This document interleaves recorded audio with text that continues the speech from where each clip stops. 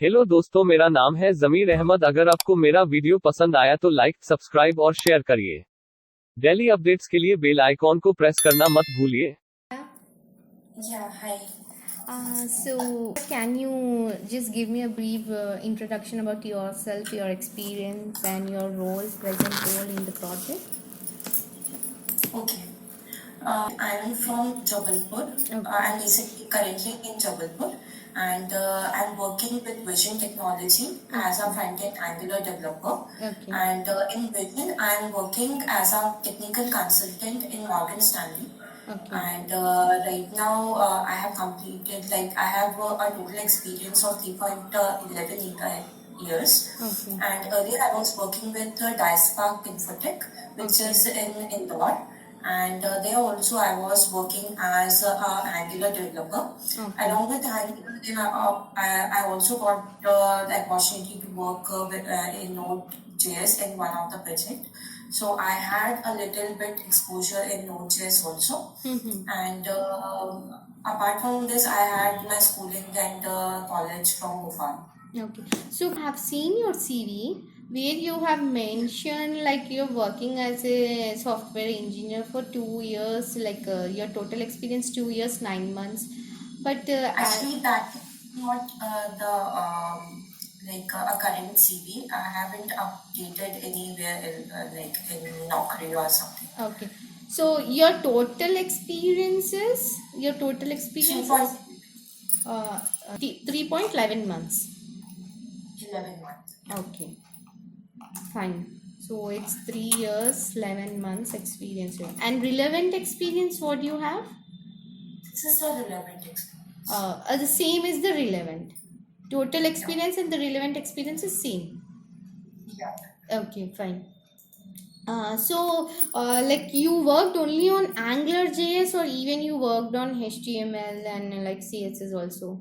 It's only like a JavaScript or just... I worked on Angular 2 Plus along with the HTML and CSS. Currently in Morgan, we don't have any UX developer. So all we do is we have a certain templates like how we have to build the application and all. So we have that theme going on in Morgan. So we follow that theme. I only do the UI part, like a complete UI part, CSS, HTML, and Angular.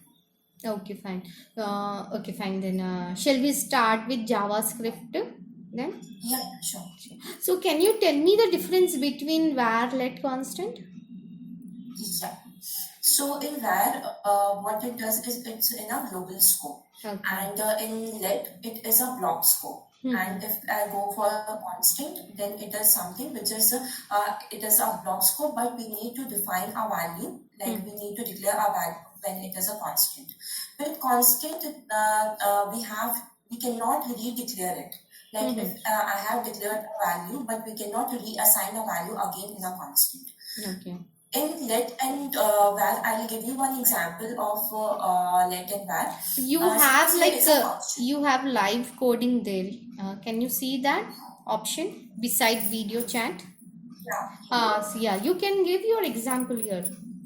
If you want, you can write your example. Okay, 1 second. I'll choose one JavaScript. Okay. And in that, I have here the variable a with this. Now, and let b equal to 10. These two will behave the same if I have declared in a function, and if I console.log outside this function a, and same for console.log outside this function for b, they will behave the same because they are defined in a function which has a scope.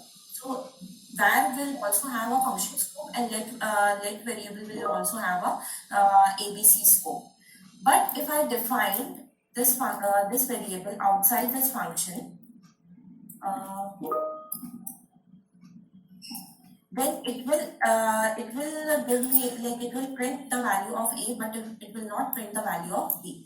And if right now I have taken the example of function, but if it is a block, then also applies for the same. Like we cannot access a let variable outside a block, but we can access the variable with the declared with var, it has a global scope. But in a certain conditions, like I have given you the example, if it is in a function, then we cannot access it outside the function. Okay. And if I talk about a const variable, then in const, suppose I have declared, like I have assigned a variable ABC with a array. But we can change, like we can push an element in that array, we can pop the element, but we cannot reassign the array. Reassigning is a complete new array, we cannot assign. We can do the modification in an array or in an object, but we cannot reassign. Okay. Okay, fine. So can you tell me what is a spread operator? Why we will be using that? Yeah, spread operator is introduced in ES6. It's basically like we can suppose I want one use case which I recently used is to like assign a new reference to a variable. One thing is that. Another thing is that if I want to join two arrays, like if I want to do the modification in an array with a new reference, then we can use a spread operator. So- There's one more called rest operator in which we can it will work opposite to the spread operator. Okay. So can you tell me like example as you told no for joining the two arrays and for getting a new array list. So can you give me some example of that using spread operator? Yeah. Suppose I have a array which is a string array x, y, z, and I want a new array with something like this. Like I'll use one more spread operator a with one more value on c x z. Okay. So what it will sorry. Yeah. So what it will do, it will create a new array which will be assigned in C, and it will insert all the elements of A along with CVZ. Okay, fine. So we use like if we define any object now, like we use like a new object. Why do we define anything like in a new object? Why? What is the use of that? Suppose if I have an object, see if I have any object, it consists of some first name and the last name. Okay. And if I want to define some XYZ, you think like okay. And similarly my last name also.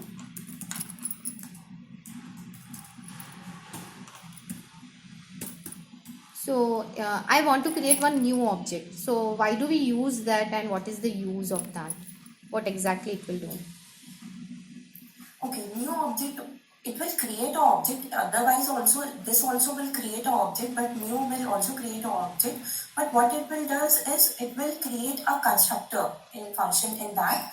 And with constructor function, it will, if I talk about the prototype, then in new object, if I am creating with a new keyword, then it will create a redundant proto in that, and that constructor object will again point to that function. So with new, it will create a constructor function for that object. Do you use anytime like this classes in your framework, like a private class, public class? Actually, in my college, I have learned C#. In that, there was private and all. Okay. But in Angular, we don't use. Did you in your JavaScript like we have like OOPS concept, no, object oriented. So where we can even define through the classes if elements are there, like using private or public variables. So can you tell me difference like concept wise, what is the difference between this private elements and the public element? Okay, so private is something, if I have defined a class with a private, then it will not be accessible outside that domain.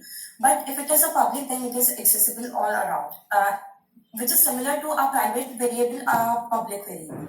And protected, if I am recalling it correct, that if it is a protected, then the parent class will have the access, and the class the itself will have the. It is kind of a private, but it will have one more access to the parent class. Okay. So that is called protected. Okay. Did you know this JSON parse, JSON string 5? What is that? Yeah. JSON parse, it will parse. Suppose I got the data from the server, Okay. and I want to parse that, so I can use, there is a parse method of JSON. I can use that and stringify. It will stringify that. Firstly, it will parse, and then it will create a strings in the JSON object. So Okay. stringify is used for that. Suppose if I have like if I have an array which I'm getting from my JSON data or something like that, any data whatever I have, like suppose I have an object kind or something like that, like I have one object like which I'm getting from my server, like string 1, and it is something like something like that, whatever, like and like we have another like different like multiple objects we have. Array of objects. Yeah, array of object. So if I use a string parse, then what happen, how it will be, how I'll be getting an output, like Yeah, so if I use JSON parse,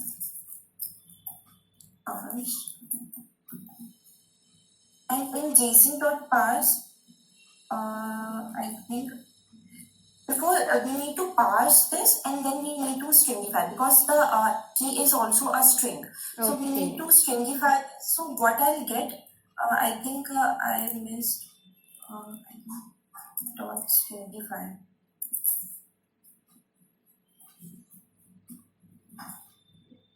I think this syntax is somewhat I missed, but I will tell you the output what I will get. so it will be in the form of array, you're telling, the object what will be. Yeah. Okay. So it will be like this. Okay. So did you use anytime this navigator? Sorry? Navigator, navigator, user agent. Why do we use navigator in JavaScript? You have any knowledge? I haven't used. Okay. Did you get any time like user agent details using JavaScript?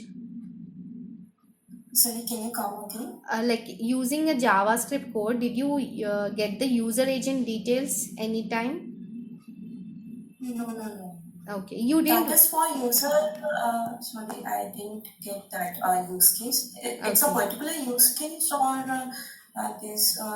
Because no, basically the navigator it's a like a JavaScript function where we'll be getting the any system details or any related to your application or user agents, like whether the application you're using on the mobile, or what are the related data related to the mobile application, your mobile device, which version of a mobile device it is, which like Android, or what kind of application it is. That all details you will be getting using a navigator.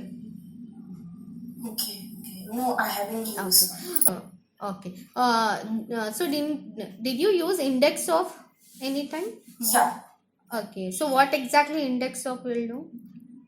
Index of, it will tell, like it's a string, it is used for string or array. So since it is a string, we can also use index of, but index of is something which will give the index of a particular word or letter in a string, or we can say an element in an array.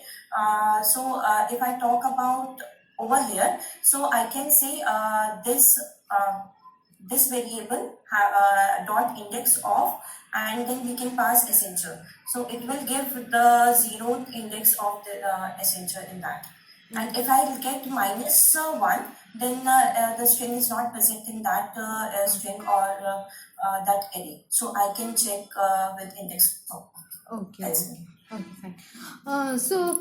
One more example I want to know. Did you use anytime this local compare in your application? Anytime local compare?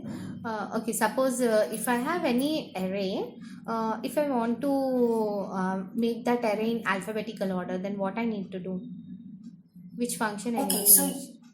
you need to sort that array. Okay, so if I have an object, suppose if I have an object, okay, an array of object which consists of like a object which consists of an array, like suppose like ID will be there, okay, ID will be there, and like it even have like first or the name something, okay.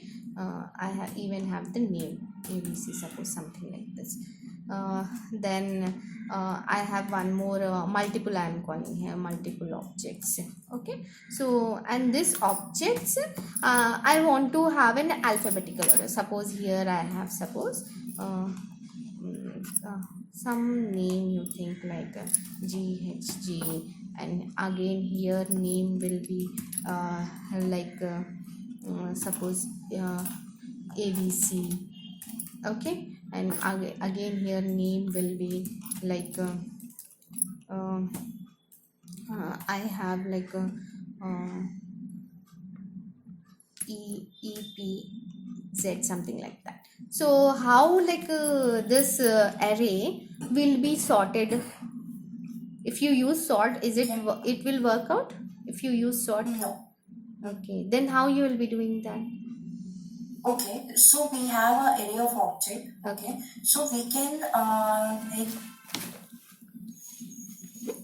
there are multiple sorting algorithm we have. Okay. One I'm thinking of a merge sort, which will firstly we need to So didn't you use yeah it? we can Yeah, tell me. yeah. In this case, we can like create one more like we can look through this array, Mm-hmm. and then with the name field we can check if it has. Okay, one thing we can do, since we have a sort function of JavaScript, so first we will create one more array with the name. So it will have all the names in that, and we can sort that. So accordingly, we have our sorted array. Then that sorted array, we can loop, like after getting a sorted array, we can loop that sorted array, and we can check if it has that element, push that element into a new array, Okay. and then accordingly it will like push the element in a sorted manner. Okay, fine. That's good. Like we even have something called local compare, by which we can sort the object of array, like based on alphabetical or something.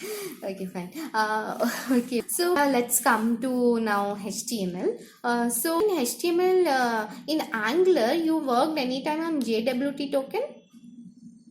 Yeah, JWT is Java Web Token. Yeah. Like basically it is in a backend thing, Mhm. but in frontend, what we do is what in my project, like in Diaspark, we have done. We used to from server they used to pass a token which we used to store session storage, and then with that session storage like we can give like keep a track of the user who is logged in, and according if it is a like user is logged in, we will check in our can activate method in our auth service, and if it is a logged in user, then we only allow that user to go in the further app. Okay. But in Morgan Stanley, we there is a different system because it's a finance domain project. So suppose I am logged in, so it will check my all the rules and permissions. So it is centrally like access, like we don't have that token based system in Morgan. Okay, fine. So did you use anytime local storage? Yeah, local storage. So can you tell me the difference between local storage and session storage? Yeah. So session storage is particular about the that window. Suppose I am in this window, so session storage will work only for this window. But local storage will work in any tab of this window. So my laptop is Local storage will work in every window. Like outside this window tab also, local storage will work. Oh. But in session storage, if I close this tab, the data will get lost Okay. in session storage. So that mean like if you like come back to your browser once again, so your local storage will be there or it will be like removed? It will be cleared. If the tab is closed and if I open in another tab, it will be there. Okay. Okay. Fine. You're telling about like if you close the window itself and if you have again if you open the window and if you go to that page itself where you have done the local storage, the local storage will be there or it will be cleared then? It will be there. Actually, it will get cleared after some time. If I clear the history and all, it will then get cleared. Okay, yeah. So like did you know like different type of doc types we have and what doc type you are using now? In HTML, we have a doc type which is introduced in HTML5. But in Angular, we don't have such a doc type. Okay. Okay. But why exactly doc type is used? It will tell the information about that document that it's in the HTML5 and it will tell the information about that page. So doc type is. Okay. So did you use anytime viewport? Yeah. Why will be using that? Actually, viewport, it will like if I have to like adjust something in a screen, according to viewport, there's one way of adjusting the elements in the screen to get the height of that particular div or particular section. We can like divide the section according to the viewport. It will since it will give us the height from the top of the screen, so we can get like a particular height, so that we can place our element at a particular position. Okay. So can you tell me like suppose if I have an element and I want that on my middle of the screen, like horizontally and vertically, I want that element should be middle of the screen, like any div you can consider, a parent div or something. So what is the CSS I should write then? Okay, so through margin you can set a particular element to center of the center of that page. So yeah, like margin, like what margin exactly? How we should do? I think there's one auto, I guess, but I don't recall that. I think, yeah, I don't recall. But with margin, there's one thing through which we can get the element at the center, but I don't recall. Okay. So did you use this position relative, position absolute? Yeah, I have used that, but recently I haven't used much. But yeah, I can tell you the difference. Like position relative is something, it will position the element according to its parent. Okay. Like relative to that parent. So it will position according to that. Absolute means it will position the element according to the whole view.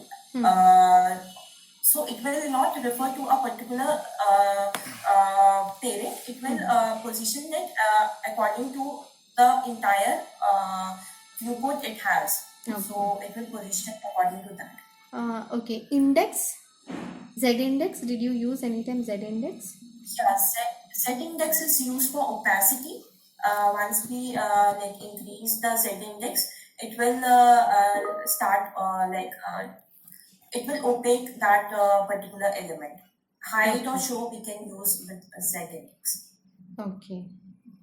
Okay, fine. How much उसको ऊपर लेके आना नीचे ऐसे हम yeah, exactly, yeah, understand. Okay, I'll start with Angular to you. Like, can you tell me like why exactly we are using this app module.ts and what are the things we are defining in that?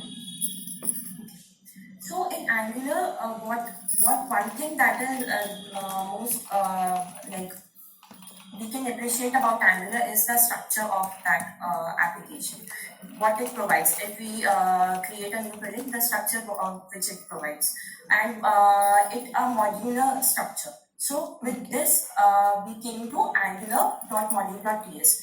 This module, if I'm explaining something, or if I want to pass my project to some other developer, then I can tell him that all the files related to this module are present in that particular file. So he can like see what are the components declared in this module, what are the services are there, what are the different routing we have performed in this module. So all that thing which is in a particular module is defined in a one place. So app module is used for that. So whatever the component we are defining, it will come under the declaration section of the app module. Whatever the services, if it is a module level service, and if I am defining that in a module, then it will come over in the private providers array. And routing is defined like for a particular module. The routing is defined in the routing section. So all that thing comes in the app module. Okay. App module is a base of an Angular application. Apart from app module, we can have different modules which we can lazy load, but app module is the one which is based in the Angular. Okay. So, yeah, did you use anytime material design in your application? Okay. So, why basically we use material design? What is the use Actually, of material, there are other libraries also, like Bootstrap library, Kendo Okay. UI, material. All these provides ready to use components like a drop down, or a stepper component, or something which is a checkbox. So look and feel, we can, if I am using a material, so I can define a particular UI design in my one particular theme in my entire application.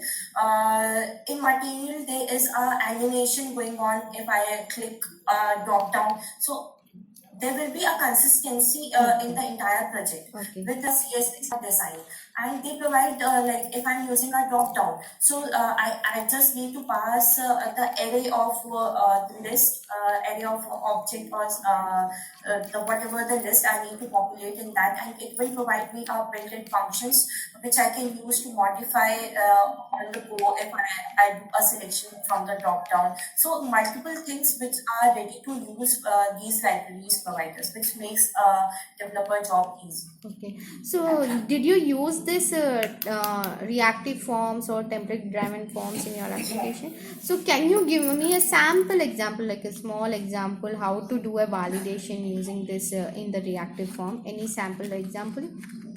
Can you write the code? Okay, I will write down.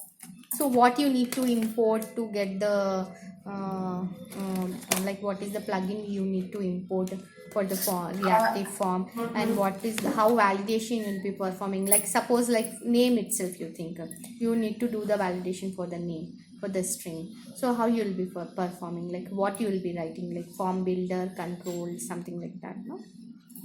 Yeah. So in Angular itself, there is a form, inbuilt form it provides us, Okay. which will be it can be a reactive form, or it will be a template-driven form. Suppose I'm using a reactive form. So in constructor, you need to import, you need to inject a form builder in that. If you're not using form builder, also you can create a reactive form. But Okay. since you said a form builder, so I will use that.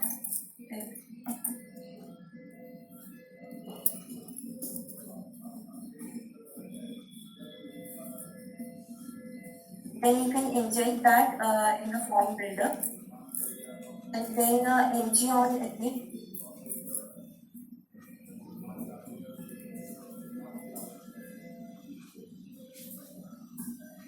Suppose I have defined a form.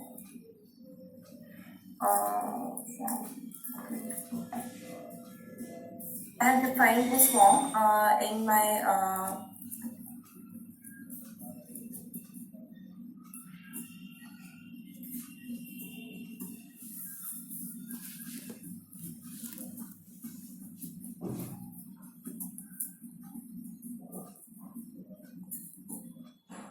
So this form builder, in this we can pass the elements Whatever the we elements have were. in the HTML. Okay. So right now, suppose I can go for first thing. Okay. I think there is one method which I'm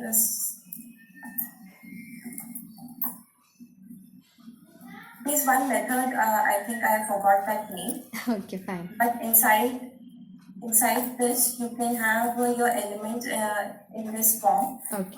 Suppose you have first name. And in this, you can define like a new form control.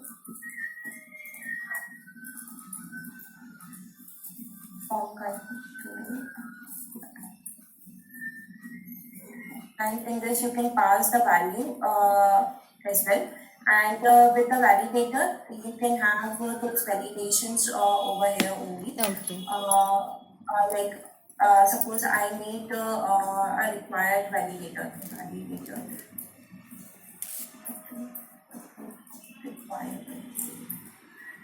Validator you need to import from that Angular forms module. Okay, Then understood. you can have validator. Fine. Similarly, you can have email validator. You can perform your regex operation. I may be wrong with the syntax, but this is the overall. Okay, fine. Fine. I understand that. No issue. Okay, actually, I need to join the meeting. So it was nice discussing with you, and fine. Thank you. Have a nice day.